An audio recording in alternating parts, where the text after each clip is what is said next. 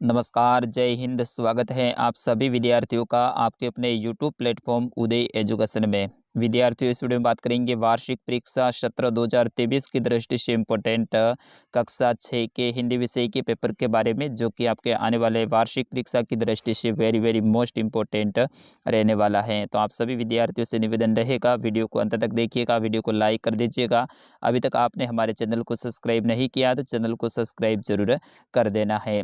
विद्यार्थियों, इस पेपर को डाउनलोड करना है तो भी मैं आपको बताने वाला हूं कि कैसे डाउनलोड करना है, तो इसके लिए आपको वीडियो को अंत तक देखना पड़ेगा।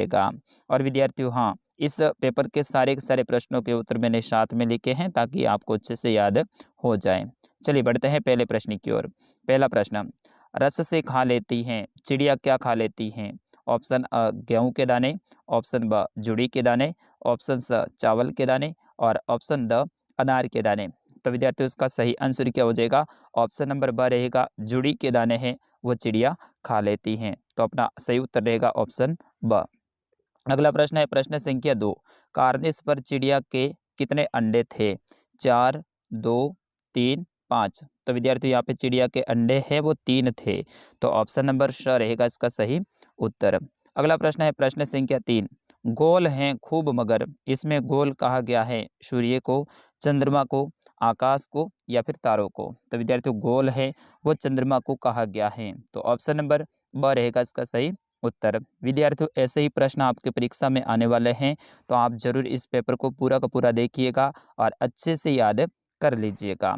चौथा प्रश्न, साथी हाथ बढ़ाना गीत के रचयिता हैं केदारनाथ अग्रवाल, शाहिर लुधियानवी, सुमित्रानंद पंत या फिर प्रेमचंद? तो विद्यार्थियों, साथी हाथ बढ़ाना रे गीत के रचयिता हैं वो शाहिर लुधियानवी हैं। तो ऑप्शन ब रहेगा इसका सही उत्तर। अगला प्रश्न प्रश्न संख्या 5, रिक्त स्थान की पूर्ति कीजिए। यानी इसमें आपको क्या करना है? खाली जगह को भरना है। तो पहली खाली जगह देखिए, ऐसे ऐसे तो कोई बड़ी खाली जगह है। तो ऐसे ऐसे तो कोई बड़ी बीमारी है, क्या है? तो इस खाली जगह में बीमारी आ जाएगा। ब खाली जगह देखिए, ऐसे ऐसे तो काम न करने का खाली जगह है, डर है, ठीक है ना? तो रोग नहीं है, यहाँ पे डर हो जाएगा। प्रश्न संख्या 6,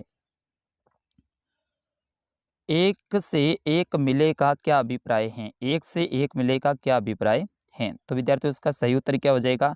एक से एक मिले तो पहाड़ बन जाता है। क्या बन जाता है? पहाड़ बन जाता है। आपकी किताब का ये सही उत्तर है। अगला प्रश्न है प्रश्न संख्या 7, सोटू का परिवार कहाँ रहता था? तो विद्यार्थियों, सोटू का परिवार है वो कहाँ रहता था? सोटू का परिवार मंगल ग्रह की जमीन के नीचे बनी एक कॉलोनी में रहता था। मंगल ग्रह की जो जमीन है उसके नीचे एक कॉलोनी बनी हुई थी, वहां पे रहता था। तो इसका सही उत्तर ये हो जाएगा। प्रश्न संख्या 8, लक्ष्मीबाई का बचपन का नाम क्या था? तो लक्ष्मीबाई के बचपन का नाम है वो मनु था। क्या था विद्यार्थियों? मनु था, ठीक है ना? अगला प्रश्न है प्रश्न संख्या 9, मैं सबसे छोटी हूँ पंक्ति में मैं शब्द किसके लिए आया है? तो मैं शब्द है वो छोटी लड़की के लिए आया है। तो विद्यार्थियों, उसका सही आंसर क्या हो जाएगा? छोटी लड़की के लिए। अगला प्रश्न है प्रश्न संख्या 10, मैं सबसे छोटी हूँ कविता की रचना किसने की थी? तो इसके रचनाकार यानी कविता के लेखक कौन है, यही पूछ रहा है विद्यार्थियों। तो कविता के जो लेखक हैं वो है सुमित्रानंद पंत। तो अपना सही उत्तर क्या हो जाएगा? सुमित्रानंद पंत। देखो विद्यार्थियों, इतना सा लिखने पे आपको है ना 1 नंबर मिल रहा है। आपके वार्षिक परीक्षा में तो ऐसे प्रश्न 2-2 नंबर के आने वाले हैं। अगला प्रश्न है प्रश्न संख्या 11, गोल चमकीला रोड़ा अपनी क्या कहानी कहता है? तो इसका सही उत्तर क्या हो जाएगा? गोल चमकीला रोड़ा अपनी कहानी बताते हुए कहता है कि वह कभी एक चट्टान का हिस्सा था। वो क्या था? कभी एक चट्टान का यानी एक बड़ी पत्थर का हिस्सा था। एक दिन पहाड़ों से बहते हुए पानी ने उसे बहाकर घाटी में भेज दिया।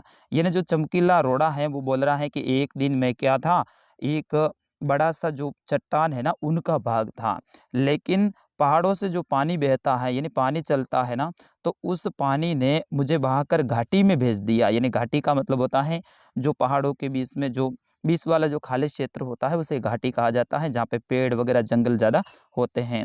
वहाँ वहाँ से आगे एक पहाड़ी नाले से उसे आगे धकेल कर दरिया में पहुँचा दिया। फिर वहाँ से एक नाला था, नाले ने भी मुझे आगे भेज दिया और मेरे को कहाँ भेज दिया? दरिया यानी समुद्र में भेज दिया। इसी प्रकार अपनी इस यात्रा में घिसते-घिसते वो चमकदार रोड़ा बन गया। अगला प्रश्न है प्रश्न संख्या 12। प्रकृति का जादू किसे कहा गया है? तो विद्यार्थियों, प्रकृति का जादू की बात की जाए तो इसका सही उत्तर हो जाएगा प्रकृति के अनमोल खजाने को, उससे अनमोल सौंदर्य और उससे होने वाले नित्य प्रतिदिन बदलाव को प्रकृति का जादू कहा गया है।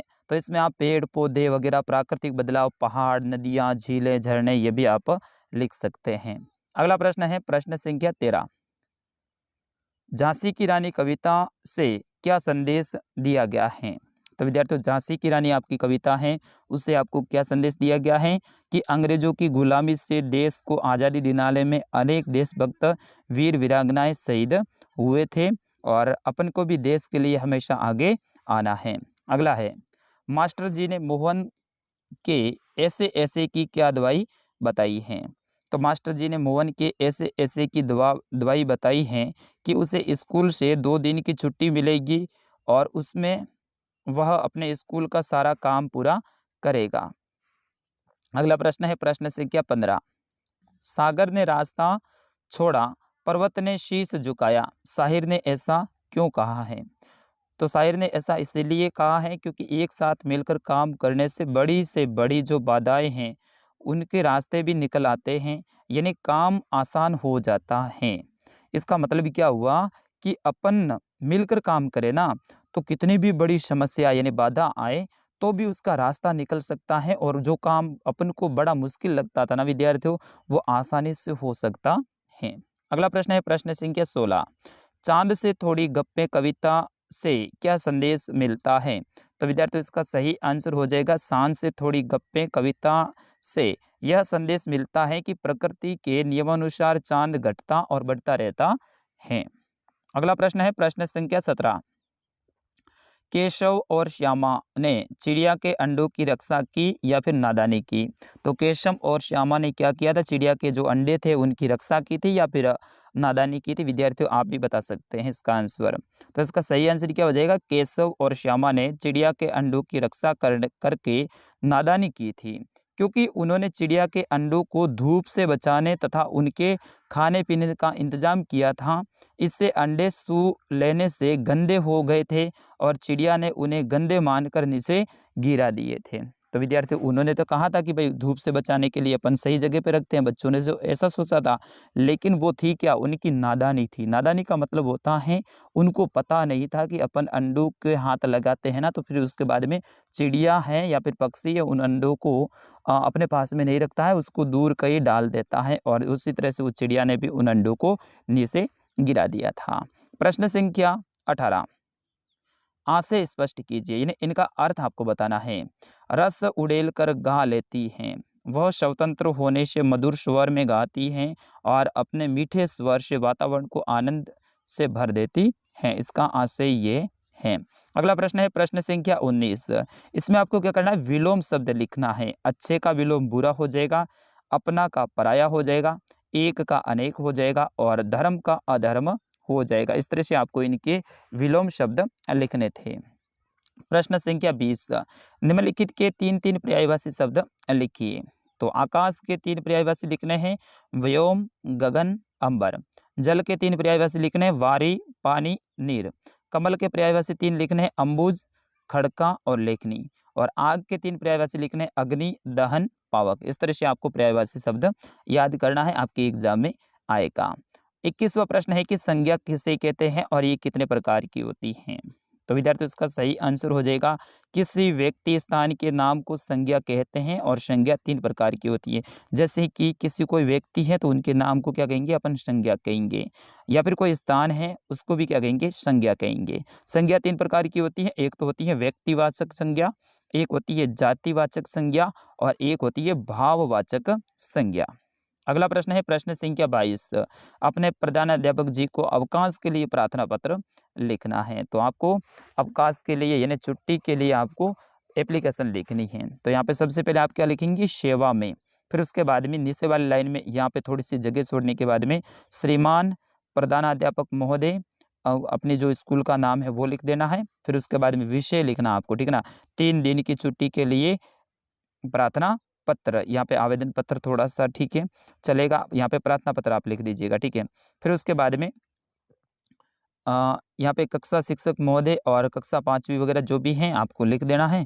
लिख सको तो और नहीं लिखो तो भी चलेगा। फिर उसके बाद में मान्यवर निवेदन है कि मेरे घर पर मेरे बड़े भाई का विवाह संस्कार का कार्यक्रम है, अतः ये विवाहोत्सव लगभग 3 दिनों तक चलेगा। अतः महोदय जी से प्रार्थना है कि मुझे 13 अप्रैल 2022 से लेके जो भी आपकी डेट है, इस तरह से आपको प्रार्थना पत्र लिखना है। अगला प्रश्न है, लास्ट प्रश्न है आपके, वो है निम्न में से किसी एक विषय पर निबंध लिखना है, यानी आपको निबंध लेख लिखना है जो कि आपके लगभग 1 से लेके 1.5 पेज भरना है आपको। तो स्वतंत्रता दिवस, मेरे प्रिय शिक्षक, होली या फिर हमारा विद्यालय, इनमें से जिसके ऊपर भी आपको निबंध आता है वो आप लिख दीजिएगा। तो विद्यार्थियों ये था कक्षा 6 का आपके हिंदी विषय का पेपर। मैं आशा करता हूँ आपने पूरा देखा है और अच्छे से समझ लिया होगा। अब इस पेपर को आपको डाउनलोड करना है तो जाइए हमारी वेबसाइट पे, गूगल में जाके सर्च कीजिए udaystudy.com, वहाँ पे हमारी वेबसाइट खुल जाएगी। उदय स्टडी जैसे आप लिखोगे तो हमारी वेबसाइट आएगी और फिर वहाँ पे आपको क्लिक करना है उसके ऊपर, और वहाँ पे एक आएगा ऑप्शन राजस्थान जीके का या फिर लेटेस्ट पोस्ट का, ठीक है ना। वहाँ जाके आपको क्लिक करना है, वहाँ पे आपको कक्षा 6 हिंदी पेपर ऐसा लिखा होगा, उसके ऊपर क्लिक करना है और उसके अंदर ही आएगा डाउनलोड करे का ऑप्शन, और उसके ऊपर क्लिक करते ही आप इस पेपर को डाउनलोड कर पाएंगे। तो विद्यार्थियों अगला किस विषय का पेपर चाहिए आप कमेंट में जरूर बताइएगा, अपना और अपने जिले का नाम भी बताइएगा। तब तक के लिए मुझे आगे दीजिएगा, नमस्कार, जय हिंद।